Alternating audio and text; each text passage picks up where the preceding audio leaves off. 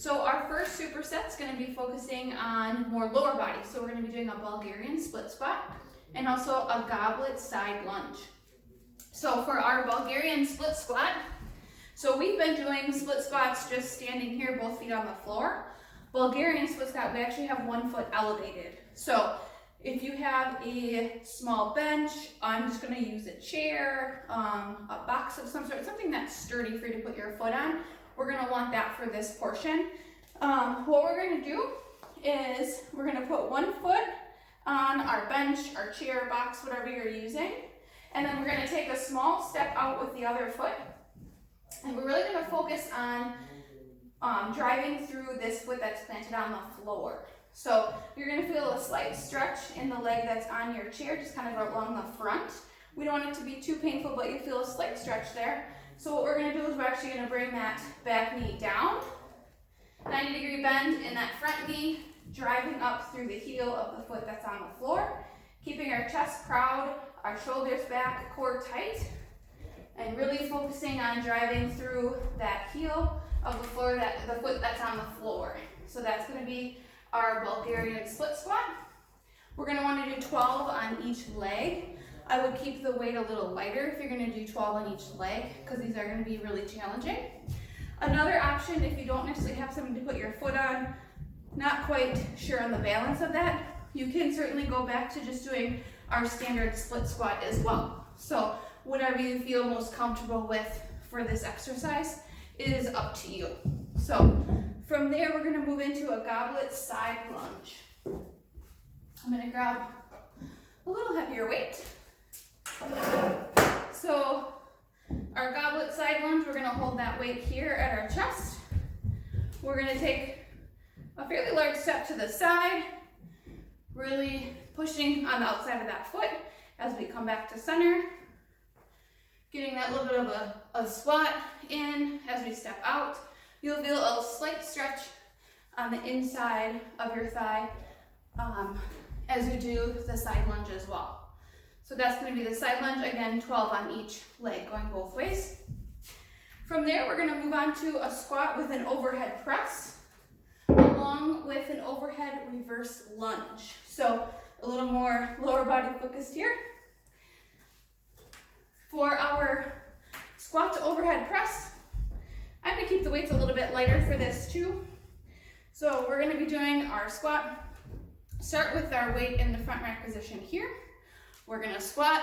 As we drive up, we're going to do our overhead press. So you can really use your legs to help drive that weight up. We want to make sure that we're really getting in a full squat here. So getting those hips back, keeping the chest proud, core engaged as we press our weight up. And then from there, we're going to go into an overhead reverse lunge. I'm going to grab my weight here, a little easier to hang on to. And what we're going to do is we're going to have that overhead. We're going to do a reverse lunge here, keeping that weight overhead throughout the entire movement. So I would keep that weight a little lighter, whatever you're using overhead, because your arms will get tired, especially if you're doing 12 on each leg. So another option is you can always bring that weight more in that goblet position here and do our reverse lunges from there. Again, making sure that as we step back, we're bringing that back knee down, really pushing through our front foot, pushing through the heel. And another option, if you want to keep it more body weight focused, you can certainly just do more of an overhead reach as you do your reverse lunge. So that's always an option as well, whatever you feel most comfortable with. From there, we're going to move into our rear delt fly, along with a plank with an overhead press.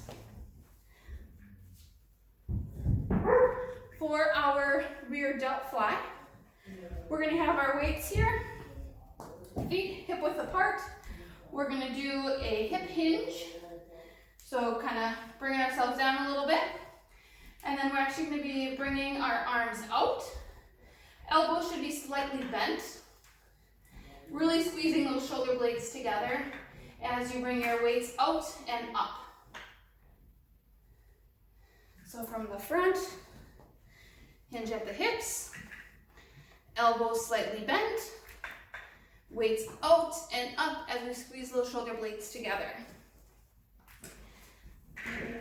And then we're going to do our plank with an overhead press. So this is a little tricky, a little different.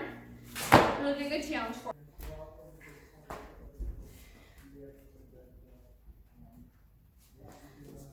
We're going to start here in our high plank position. We're going to have our feet a little wider apart. We're going to bring our weight and do our overhead press from this position. So we want to make sure we keep those weights real light. You can always drop it down into a bit more of a modified plank as well, and doing our overhead press that way. Or we can even set the weights to the side, and we can just do a little bit more of a body weight this way as well. So those would be real challenging for you. Again, I would keep those weights really light. Make sure it's something that you can hold on to and still keep proper posture in your plank position as well. For our finisher, we are going to end with a 50, 40, 30, 20, 10. So those are going to be repetitions of high knees. And then our rest is going to be an active rest. We're going to do a wall sit for 30 seconds. So we're just going to go through this as quickly as we can. So for our high knees, we're going to be feet about hip width apart. We're going to drive those knees up. So, and being kind of running in place. So each time you bring a knee up, that counts as a rep. So we're going to go 1, 2, 3, 4, 5. So we're going to do 50, 40, 30, 20, 10. Our rest is going to be an active rest with a wall sit for 30 seconds. So we're really going to get that heart rate up, really work those legs in that finisher, but it'll be a quick one. So we hope that you enjoy the workout. If you have questions, obviously let us know, and we look forward to seeing you tomorrow. Have a great day.